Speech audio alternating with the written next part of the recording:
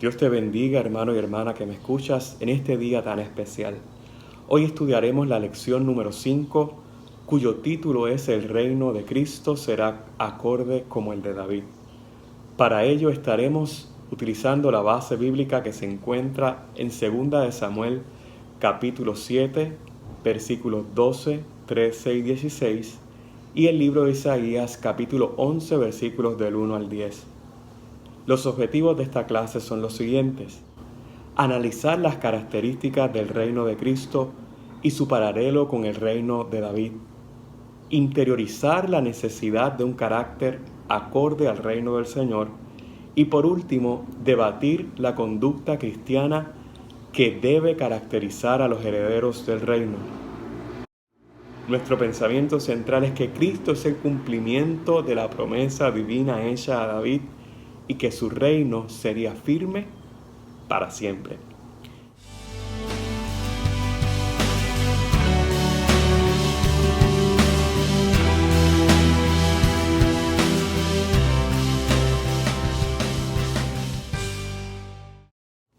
Y esta lección nos muestra una de las características de nuestro Dios, que es la omnisciencia.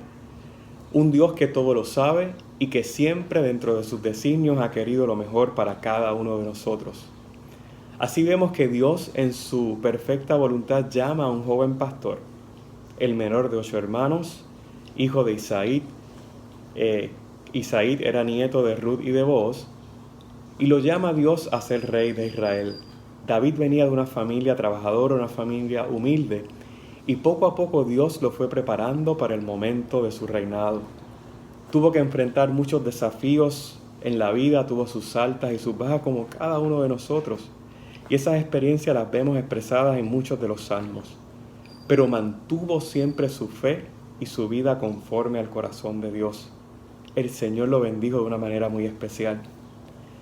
Y dentro de la experiencia de un Dios soberano y un Dios omnisciente, Dios le revela a David una promesa sobre el futuro inmediato y eterno de su reinado, haciendo finalmente un pacto con él. Esas promesas de Dios a David le sostuvieron en los momentos más críticos de su vida. Es que las promesas del Señor también nos han de sostener en los momentos y los desafíos difíciles que podamos tú y yo enfrentar. Sabemos que parte del carácter de Dios es que Él es un Dios fiel a sus promesas. Y según vemos en Mateo 28:20, Él les decía a sus discípulos que Él estaría con ellos hasta el fin. Así que descansemos en esas promesas del Señor y vamos entonces a detenernos en el pasaje de 2 de Samuel capítulo 7 para ver precisamente esa promesa especial que le dio Dios a David. Y encontramos en la palabra del Señor en 2 de Samuel, capítulo 7, versículo 12, leemos de la siguiente manera: Y cuando tus días sean cumplidos y duermas con tus padres, yo levantaré después de ti a uno de tu linaje, el cual procederá de tus entrañas, y afirmaré tu reino. Las promesas de Dios son trascendentales porque van más allá, inclusive de nuestra vida misma.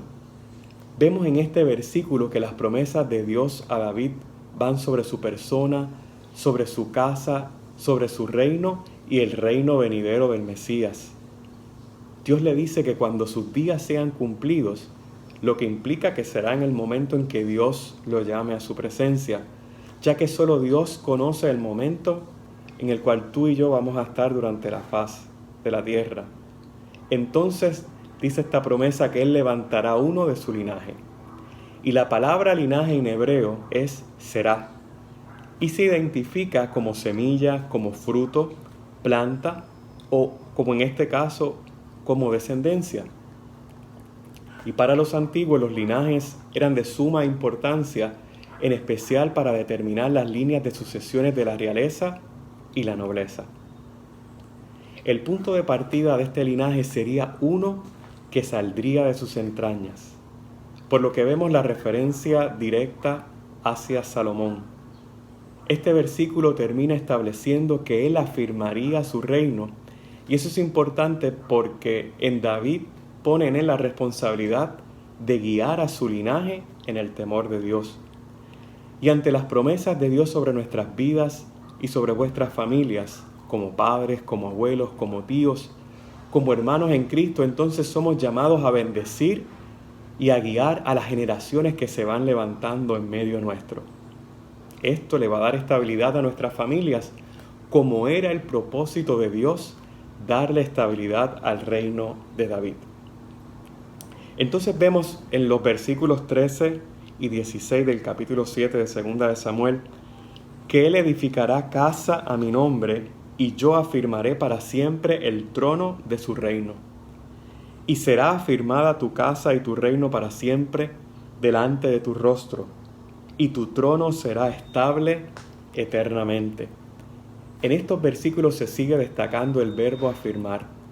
Cuando hablamos de afirmar, significa que se está dando por hecho una verdad o que se asegura a una persona en una posición particular.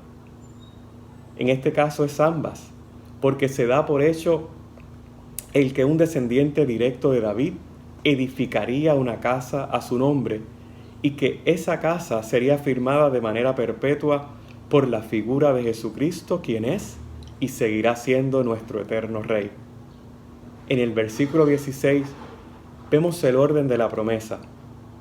Primero establece que Dios afirmaría la casa de David y luego su reino. La Biblia precisamente siempre nos ha enseñado que para Dios es importante bendecir a cada una de nuestras familias. Una familia estable entonces traería un reino estable a David y a su descendencia. Y queremos hablar un poco más de ese reino estable de David, trasladándonos al libro de Isaías, y para ello vamos a ir al capítulo 11, donde vamos a dar lectura a los versículos del 1 al 5. Y la palabra del Señor nos dice de esta manera: saldrá una vara del tronco de Isaí, y un vástago retoñará de sus raíces, y reposará sobre él el espíritu de Jehová, espíritu de sabiduría y de inteligencia, espíritu de consejo y de poder, espíritu de conocimiento y de temor de Jehová. Y le hará entender diligente en el temor de Jehová. No juzgará según la vista de sus ojos, ni arguirá por lo que oigan sus oídos, sino que juzgará con justicia a los pobres, y arguirá con equidad por los mansos de la tierra.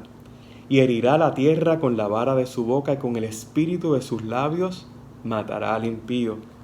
Y será la justicia cinto de sus lomos, y la fidelidad ceñidor de su cintura. Este capítulo de Isaías comienza describiendo de forma figurada que saldrá una vara del tronco de Isaí, en otras palabras de su linaje, pero destaca a un vástago sobre el cual reposará el Espíritu de Dios. Y la palabra vástago en hebreo es netzer, que tiene el sentido de verdor, un descendiente o un renuevo. Nosotros, al tener el privilegio de ver toda la Escritura, sabemos que estas palabras se cumplieron en la figura de Jesús. Entonces aquí vemos unos paralelos entre Jesús y David. David era de la tribu de Judá, de la ciudad de Belén, lugar y tribu donde precisamente nació Jesús en cuanto a la carne. Los evangelios de Mateo y Lucas evidencian las genealogías de Jesús, cada uno para destacar su descendencia con el rey David. David fue rey en Jerusalén, donde Jesús fue precisamente proclamado rey. Y eso lo vemos en Mateo 21:9, cuando nos dice el pasaje: Hosana al Hijo de David, bendito el que viene en el nombre del Señor. David comenzó a reinar a los 30 años, y a los 30 años se entiende que Jesús comenzó oficialmente su ministerio. Isaías se refiere al Mesías como una vara, que en este contexto significa la justicia que establecería Cristo sobre los enemigos de su pueblo. Y una de las partes más hermosas de este pasaje es precisamente las características que debía tener el rey. Lo primero es que estaría sobre él el Espíritu Santo. Y nos recuerda las palabras de Lucas 4, 17 al 18, donde se relata que Jesús comienza a leer las Escrituras en el capítulo 61, haciendo referencia al capítulo 61 de Isaías, que dice de la siguiente manera: El Espíritu del Señor está sobre mí, por cuanto me ha ungido para dar buenas nuevas a los pobres. Me ha enviado a sanar a los quebrantados de corazón, a pregonar libertad a los cautivos y vista a los ciegos, a poner en libertad a los oprimidos y a predicar el año agradable del Señor. Qué hermoso, ¿verdad?, que podemos ver esta experiencia. Y ahora queremos destacar entonces unas características que tenía que tener este Mesías, este rey que vendría del linaje de David. Y la primera de ellas la vemos en estos versículos que leímos en el pasaje de Isaías, y es el espíritu de sabiduría. Sabiduría para actuar conforme a las expectativas del Señor. También vemos el espíritu de inteligencia, que es saber actuar en cada circunstancia de su reinado. Vemos también el espíritu de consejo para alcanzar los medios para lograr sus objetivos. Y vemos también el espíritu de poder, que actuaría como un Dios fuerte. La quinta característica que se destaca en estos pasajes es el espíritu de conocimiento, que era necesario para poder vivir conforme a la voluntad divina.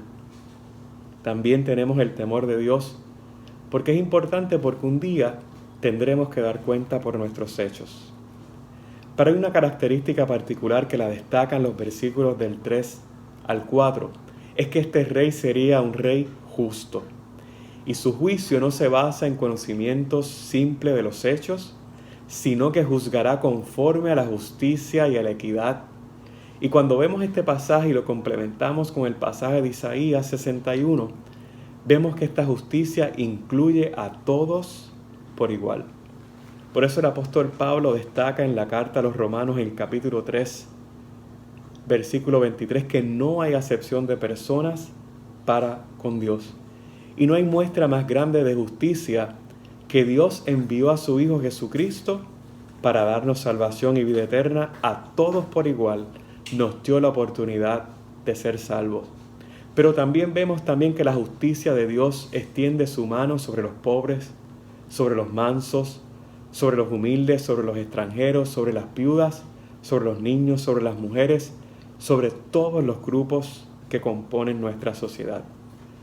Vemos también que se destaca en estos pasajes que ese rey sería un rey fiel y presenta la fidelidad como el ceñidor de su cintura. Y en la Biblia, los vestidos expresaban las realidades y las capacidades de una persona. Y vemos y hemos visto a través de la historia y en nuestras experiencias personales que Él es fiel a su palabra. Los que somos de Cristo, entonces debemos manifestar su carácter como rey y debemos entonces conducirnos conforme a los principios de su reino. Esto implica manifestar gratitud para con Dios y para con aquellos que nos hacen bien. Estas características del rey también nos retan, hermanos y hermanas, a ser justos, justas en nuestro trato con nuestros semejantes, a ser sobre todas las cosas defensores ante las injusticias que se cometen en nuestra sociedad, defensores también de los pobres y de los mansos de la tierra. También nos reta a que cuando nos ofendan, dejar lugar a la ira de Dios. Porque entonces tenemos esperanza, una esperanza especial en este reino del Mesías, y la vemos en Isaías, en ese capítulo 11, de los versículos del 6 al 9, cuando nos dice que morará el lobo con el cordero, y el leopardo con el cabrito se acostará, el becerro y el león y la bestia doméstica andarán juntos, y un niño los pastoreará. La vaca y la osa pacerán, sus crías se echarán juntas, y el león como el buey comerá paja. Y el niño de pecho jugará sobre la cueva del áspid, y el recién destetado extenderá su mano sobre la caverna de la víbora. No harán mal, ni dañarán en todo mi santo nombre, porque la tierra será llena del conocimiento de Jehová, como las aguas cubren el mar. Qué hermoso. Que una de las características del reino de David fue que durante la mayor parte de su reinado hubo paz en toda la región de Israel. Y de igual forma, una de las características del reino de Cristo es que será un reino de eterna paz. Pero esa paz, hermanos y hermanas, la comenzamos a vivir desde ahora. Por eso el Señor les decía a sus discípulos en Juan 14:27, la paz os dejo, la paz os doy. Yo no os la doy como el mundo la da, no se turbe vuestro corazón, ni tenga miedo. La Biblia nos enseña que Cristo redimió a la tierra de la maldición del pecado. Aprendemos muchas lecciones al mirar lo que sucederá a la creación cuando Él venga a reinar. Al ver el versículo 6 recordamos que tanto Adán como Eva, no solamente Adán, tanto Adán como Eva, fueron llamados a señorear sobre las aves, sobre las criaturas marinas, sobre las bestias y sobre todo animal, según relata Génesis 1:28. Como resultado del pecado, entonces se afectó toda la creación, incluyendo las criaturas y las bestias. Pero en el reino venidero de Cristo, regresaremos al estado original, donde la paz reinará entre los seres humanos y toda la creación. No asumamos, hermanos y hermanas, una conducta contenciosa entre el trato con nuestros hermanos y aún con nuestros semejantes. Todo lo contrario, vivamos en la paz y en el amor de Cristo. Los versículos 8 y 9 nos invitan a adorar al Señor por estas verdades que han sido reveladas en estos versículos acerca del reino de Cristo. Toda la creación será inundada por la santidad del Rey y será llena del conocimiento de la gloria del Señor. Esto produce en nosotros, hermanos y hermanas, esperanza. Sobre todas las cosas porque nuestro Señor seguirá reinando con nosotros, sus hijos y sus hijas, por los siglos de los siglos. Apocalipsis 5 del 9 al 10, en la Nueva Traducción Viviente, nos dice de la siguiente manera: y cantaban un nuevo canto con las siguientes palabras: tú eres digno de tomar el rollo y de romper los sellos y abrirlo, pues tú fuiste sacrificado y tu sangre pagó el rescate para Dios, de gente de todo pueblo, tribu, lengua y nación, y la has transformado en un reino de sacerdotes para nuestro Dios, y reinarán sobre la tierra. ¡Qué hermoso! Y para concluir, quisiéramos destacar que el presente estudio nos lleva a nosotros a entender mejor las misericordias firmes a David. Dios fue consecuente con sus promesas hechas a su siervo y dio a Cristo como el heredero más honorable de su casa. Los relatos bíblicos de la encarnación de Cristo, su ministerio y su proclamación como rey conforme Dios lo estableció en su pacto con David. Mas el cumplimiento de aquellas promesas en la primera venida de Cristo fueron solamente una muestra de su reino venidero. ¿Por qué? Porque las Escrituras nos enseñan enfáticamente que Cristo vendrá por segunda vez y será rey sobre la casa de David. Entonces destacamos el pensamiento central de esta lección fue que Cristo es y será el cumplimiento de la promesa divina hecha a David, que su reino sería firme para siempre. Nuestro texto áureo nos dice en Isaías 11:2 que reposará sobre él el espíritu de Jehová, espíritu de sabiduría y de inteligencia, espíritu de consejo y de poder, espíritu de conocimiento y de temor de Jehová. Aleluya. Y quisiéramos entonces invitarles a la próxima lección, donde la Biblia anuncia que al fin habrá justicia para todos.